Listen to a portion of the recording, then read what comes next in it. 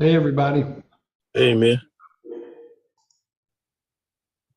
All right, good afternoon, everybody. I'd like to call to order the March 13th, 2023 Committee on Real Estate meeting for the City of Charleston. Let's get things started with an invocation. Councilmember Shade, would you please do the honors? Thank you, Mr. Chairman. In our Christian tradition, this is the season of Lent. And during the season of Lent, we were called to mind of the sacrifices that were challenged. The sacrifices of humility, the sacrifices of deprivation, and preparing us for the resurrection of our Lord. So during this time, let's be mindful of the sacrifices that we make from our members of our city staff, from our first responders, from members of this committee and our council and our mayor, that we call in mind the need of sacrifice, the need of reflection, and that we do that with an open heart and a loving heart to serve one another. Amen. Amen. Amen.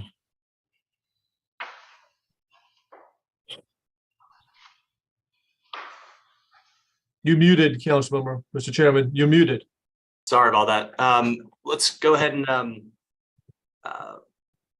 approve the February 27, 2023. So move, Mr. Chairman. Second. Moved and properly seconded. Any discussion? Hearing none. All in favor, please signify by saying aye. Aye. Aye.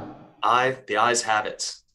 First item on the agenda is a resolution to approve an amendment of the agreement for development of joint county industrial park between Charleston County and Colleton County. And this is for property owned by the City of Charleston. Move for approval, Mr. Chairman. Second. Have moved and properly seconded. Do we have someone from the staff that can just maybe give us a few words on this?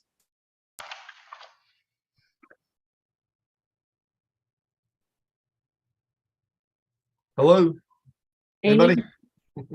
you guys want to cover the multi-jurisdictional one? I think that's one we're on. Yes, ma'am. All that. This is Matt. So this is just a pretty standard thing we do at the county. It essentially allows for certain properties in return developments that are expanding, adding jobs to have the fee in lieu as an option. We run across this at least once a year. This isn't abnormal. It's 3 separate businesses this time, if memory serves. Typically, a lot of times Jeremy Cook with Hazel Sinkler Boyd speaks these, but he wasn't available today.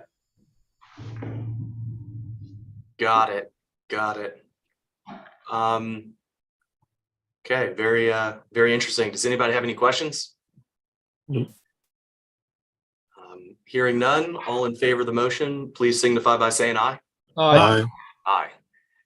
Sounds like the ayes have it. Next item on the agenda is an ordinance authorizing the mayor to execute an MOU with the Low Country Land Trust and Angel Oak Park LLC for the development, operation, and maintenance of the Angel Oak Park and Angel Oak Preserve on Johns Island. And this is a very exciting project. Who from our staff is here to talk about this? I'm gonna move for approval, Mr. Chairman. Second. Moved and properly seconded. And Ms. Copeland, take it away. All right, thank you, Chairman. I'll make this brief. So this is the precursor to the operation and maintenance agreement, which will follow once this comprehensive plan and this park is built out. But specifically, it describes the amount of money that we'll be allocating for our respective pieces of this park. Also, part of the plan will be a security study to see what kind of perimeter fencing and security will need to be installed around the tree itself at a later date.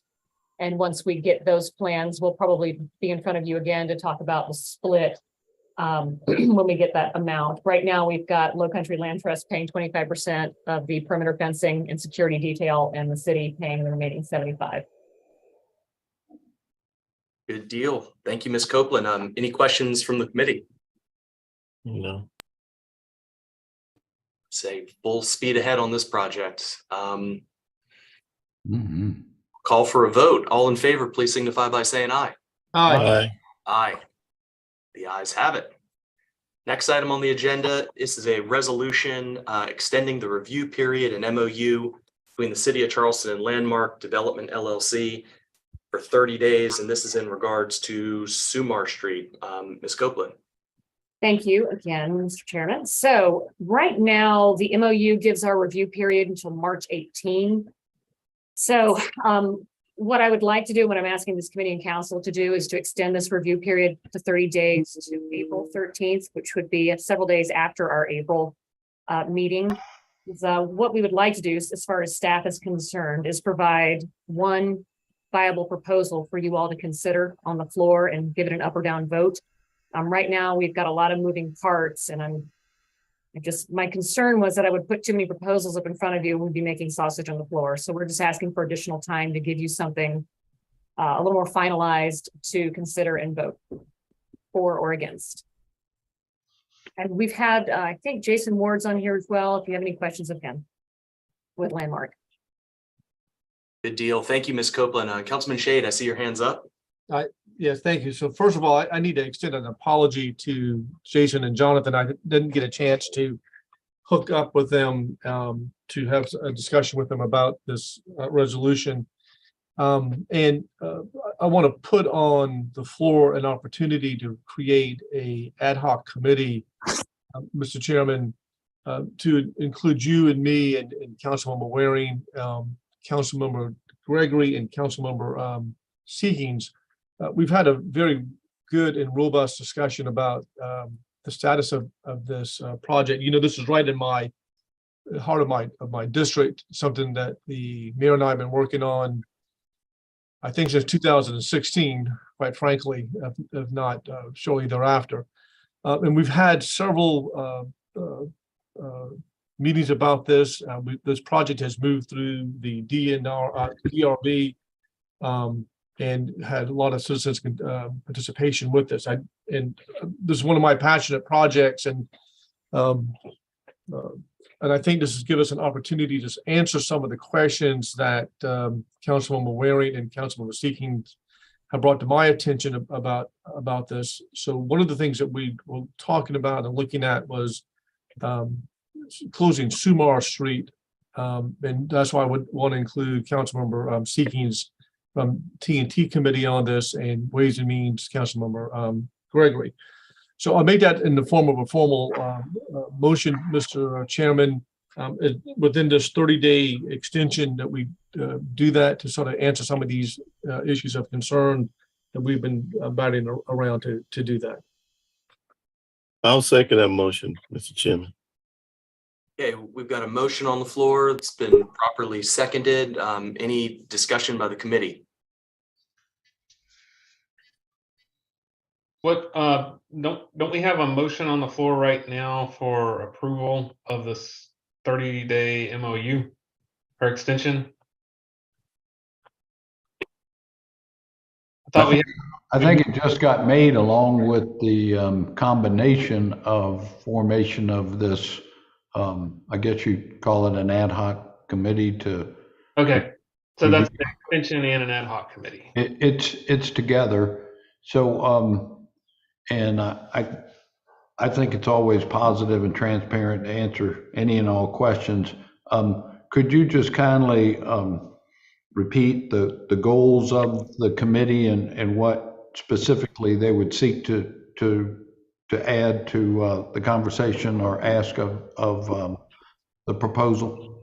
Yes, sir. So one of the, I think, major concerns and questions that we've had with this project, Mr. Mayor and other members of the committee, is the interplay with Sumar Street on this project. And one of the project calls for an underground garage being constructed on the property, and it also is a mixed use to include the civic area that the city would occupy, along with retail and restaurant and office spaces to be included as well.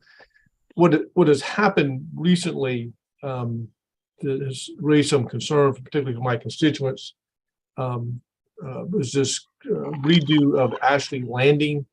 Part of the plans for Ashley Landing include the relocation of the public grocery store on that site to be relocated, which is now been vacated by an auto parts store and a Dollar Tree store, along with other buildings.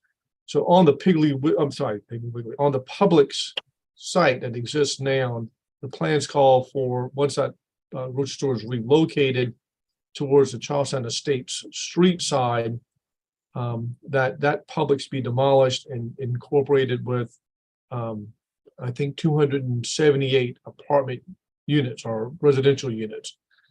So some concerns have come up about the development of that residential unit, traffic concerns, and whether or not closing Sumar Street can alleviate some of those concerns, including traffic and ingress, egress, and parking as well. So I think this is an opportunity to sort of address some of these questions and concerns along those lines.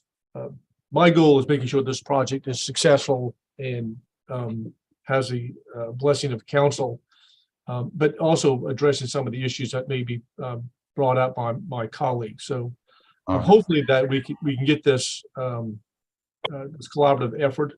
And if we need to tweak this project, we need to tweak it. But we do need to answer some of these questions. I think they're critically important.